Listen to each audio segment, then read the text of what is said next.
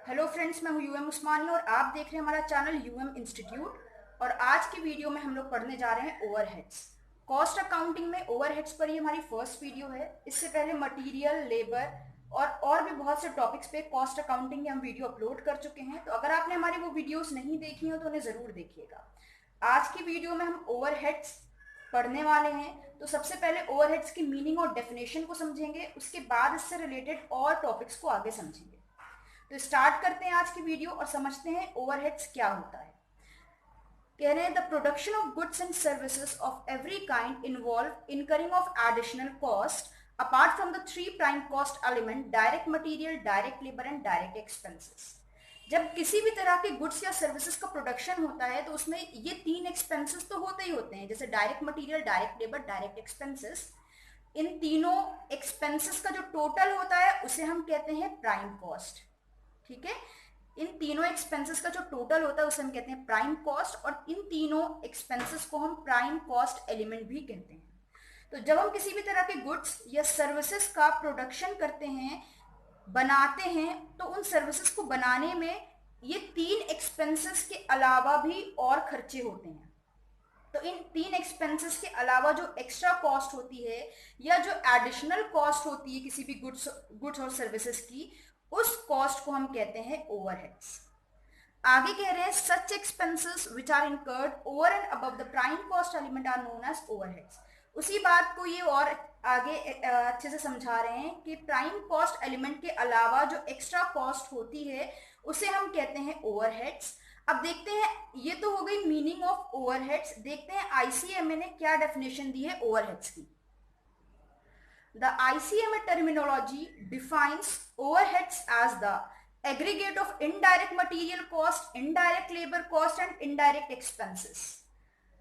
यानी जितने भी हमारे अभी ऊपर क्या बोला था, ऊपर बोला था कि direct material, direct labour, direct expenses के अलावा जो खर्चे होते हैं, एक्स्ट्रा जो खर्चे होते हैं, उन्हें कहते हैं उन्हें कहते हैं ओवरहेड्स। अब यहाँ पर बोल रहे हैं डेफिनेशन आईसीएमए ने क्या दी कि जो इनडायरेक्ट मटेरियल होता है, ऐसा मटेरियल जो यूज तो हुआ है production of goods and services में, लेकिन डायरेक्टली नहीं यूज हुआ है। इनडायरेक्ट लेबर कॉस्ट यानी वो लेबर जो काम पर तो थी लेकिन डायरेक्टली प्रोडक्शन की जगह पर नहीं थी। और इनडायरेक्ट एक्सपेंसेस, तो इनडायरेक्ट मटेरियल, इनडायरेक्ट लेबर और इनडायरेक्ट एक्सपेंसेस को मिलाकर जो कॉस्ट आती है उसे हम कहते हैं ओवरहेड्स। ये आईसीएमए ने डेफिनेशन दी हुई है ओवरहेड्स की। तो ये तो हो गया ओवरहेड्स। अब ओवरहेड्स में हम लोगों के जो क्वेश्चंस आते हैं एग्जाम में वो मोस्टली दो तरह के आते हैं। अक्सर हम लोगों को अपॉर्चमेंट से रिलेटेड क्वेश्चन आ जाते हैं, यानी हम लोग को ये देखना होता है कि हमारे जो भी एक्सपेंसेस हैं हम उन्हें अलग अलग डिपार्टमेंट में कैसे डिस्ट्रीब्यूट करते हैं। ठीक है, तो हम लोगों के कुछ क्वेश्चंस डिस्ट्रीब्यूशन से रिलेटेड आ सकते हैं, या ये समझ लीजिए कि डिस्ट्रीब्यूशन का टॉपिक हमारे जो ओवरहेड का चैप्टर होता है इसमें है, तो वो हम लोगों को पढ़ना है। लेकिन ज्यादातर जो इसमें क्वेश्चन आते हैं वो होते हैं मशीन आर रेट से रिलेटेड। ठीक है, तो हम लोग इसमें पहले आज डिस्ट्रीब्यूशन को समझने जा रहे हैं कि डिस्ट्रीब्यूशन में कौन कौन से टर्म्स आते हैं और डिस्ट्रीब्यूशन किन बेसिस पे किया जाता है। फिर हम आपको नेक्स्ट वीडियो में डिस्ट्रीब्यूशन का भी क्वेश्चन कराएंगे, और उसके बाद मशीन आर रेट जो इसका चैप्टर है या मशीन आर रेट के जो क्वेश्चंस हैं उनको भी समझा देंगे ताकि ओवरहेड्स और कायदे से क्लियर हो सके। तो अभी हम लोग क्या कर रहे हैं, अभी हम लोग सबसे पहले समझते हैं कि डिस्ट्रीब्यूशन किस तरह से होता है। डिस्ट्रीब्यूशन जो होता है वो दो तरह से होता है। फर्स्ट हो जाता है अलोकेशन ऑफ ओवरहेड और सेकंड आ जाता है अपॉर्चमेंट ऑफ ओवरहेड। ये दो तरीके होते हैं डिस्ट्रीब्यूशन करने के, यानी खर्चों को अलग अलग डिपार्टमेंट में डालने के। अब समझते हैं कि डिस्ट्रीब्यूशन को दो टर्म में क्यों बांटा गया है, एलोकेशन में क्या चीजें आती हैं और अपॉर्चमेंट कैसे होता है। तो इसके लिए हम लोग दोनों के बीच का डिफरेंस समझेंगे, उसी से डिफरेंस भी क्लियर हो जाएगा और मीनिंग भी क्लियर हो जाएगी। तो समझते हैं difference between allocation of overheads and apportionment of overheads. First point कह रहा है under allocation of overheads the entire amount of expenses is charge to a particular department. Allocation के अंदर जो किसी भी गुड्स और सर्विसेज में खर्चे हुए हैं तो पूरी की पूरी कॉस्ट किसी पर्टिकुलर डिपार्टमेंट से रिलेटेड होती है, तो एक ही डिपार्टमेंट में चार्ज कर दी जाती है। मान लेते हैं हम एक ही तरह का गुड्स बना रहे हैं, एक ही तरह की मशीन उसमें यूज होती है, तो जो भी गुड्स हम बनाते हैं एक ही डिपार्टमेंट में, जब वो गुड्स बनकर तैयार हुआ जा रहा है तो पूरे के पूरे खर्चे एक ही डिपार्टमेंट में चार्ज कर दिए जाएंगे। तो एलोकेशन में जितने भी एक्सपेंसेस होते हैं, टोटल कॉस्ट किसी पर्टिकुलर डिपार्टमेंट में चार्ज कर दी जाती है, इसे कहते हैं एलोकेशन। अपॉर्चमेंट में क्या होता है, जो भी हमारी कॉस्ट होती है वो अलग अलग डिपार्टमेंट में डिस्ट्रीब्यूट कर दी जाती है, इसे कहते हैं अपॉर्चमेंट ऑफ ओवरहेड। ऐसा क्यों होता है, क्योंकि जब हमारा गोभी गुड्स अलग अलग डिपार्टमेंट में बनकर तैयार हो रहा है, यानी एक गुड्स कई प्रोसेस से होकर गुजरता है और सारे प्रोसेस अलग अलग डिपार्टमेंट में कंप्लीट किए जा रहे हैं, तो वहां पर क्या होता है, हमारी जो टोटल कॉस्ट होती है उसे अलग अलग डिपार्टमेंट में डिस्ट्रीब्यूट करना होता है। तो जब हम अपनी कॉस्ट को अलग अलग डिपार्टमेंट में डिस्ट्रीब्यूट करते हैं तो उसे कहते हैं apportionment of overheads. Second point कह रहा है entire amount is charge to a particular department. Allocation of overhead में पूरी कॉस्ट किसी एक ही डिपार्टमेंट में चार्ज की जाती है, और अपॉर्चमेंट ऑफ ओवरहेड में कह रहे हैं प्रपोर्शनेट अमाउंट इज चार्ज, यानी हर डिपार्टमेंट में थोड़ी थोड़ी अमाउंट, प्रपोर्शनेट अमाउंट चार्ज होती है। थर्ड पॉइंट कह रहा है फर्स्ट स्टेप ऑफ डिपार्टमेंटलाइजेशन, यानी जो एलोकेशन ऑफ ओवरहेड है वो पहला स्टेप है डिपार्टमेंटलाइजेशन का, और अपॉर्चमेंट जो है वो नेक्स्ट स्टेप है, यानी एलोकेशन के बाद आता है।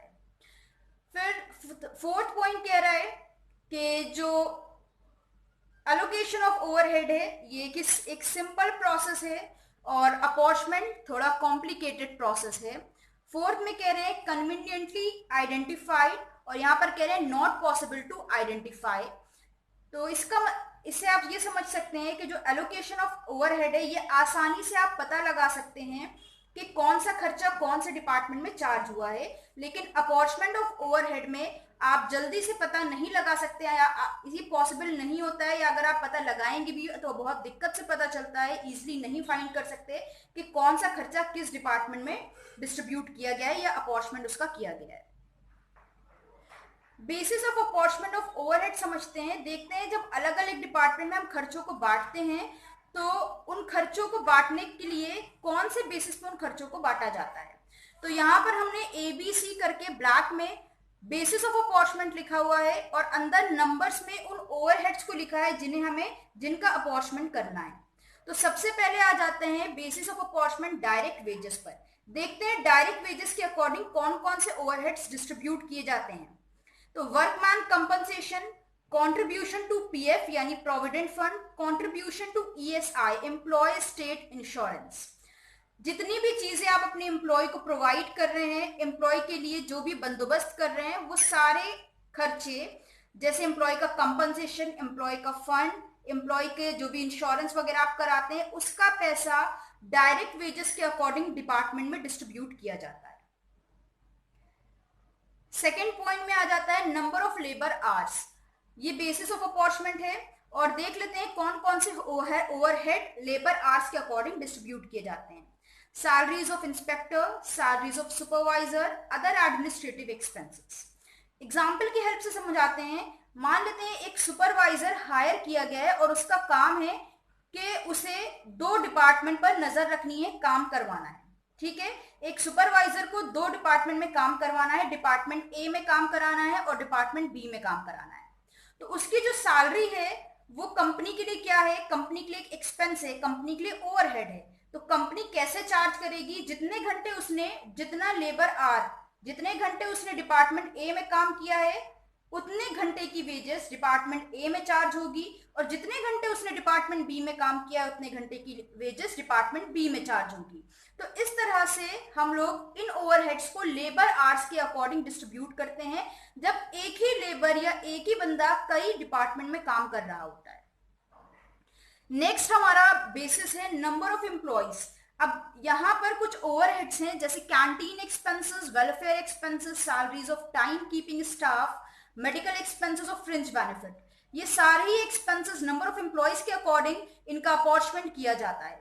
एग्जाम्पल की हेल्प से आपको समझाते हैं। मान लेते हैं एक कैंटीन है फैक्ट्री में, और कैंटीन की जो भी कॉस्ट आती है वो है, मान लेते हैं 10,000 एक साल की।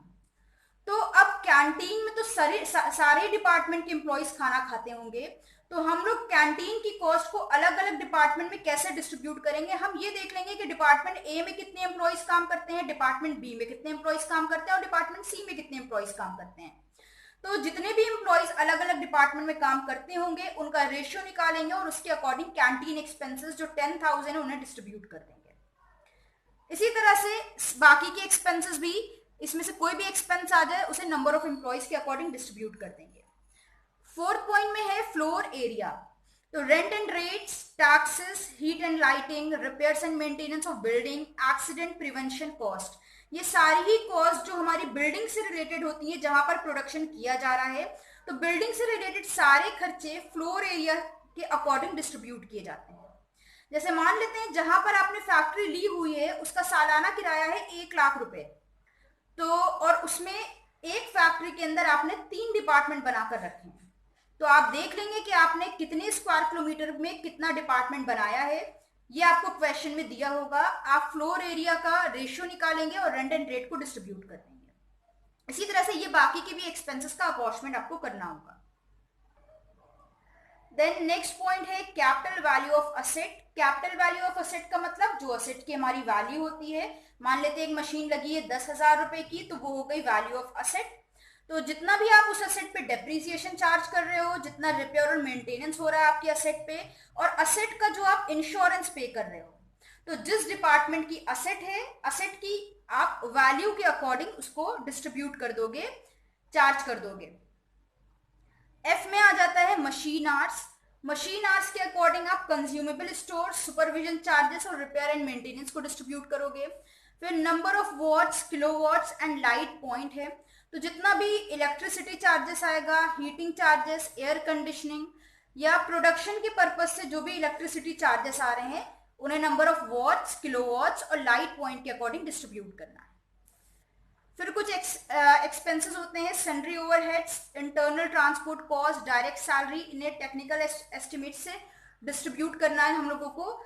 जब आपको ये ध्यान रखना है कि जब आपको कोई भी बेसिस ऑफ अपॉर्चमेंट नहीं दिया हो या कोई ऐसा एक्सपेंस दिया हो जो आपके बेसिस ऑफ अपॉर्चमेंट नहीं मिल रहा है, तो वहां पर आपको क्या करना है, अपने उन ओवरहेड्स को इक्वली डिस्ट्रीब्यूट कर देना है।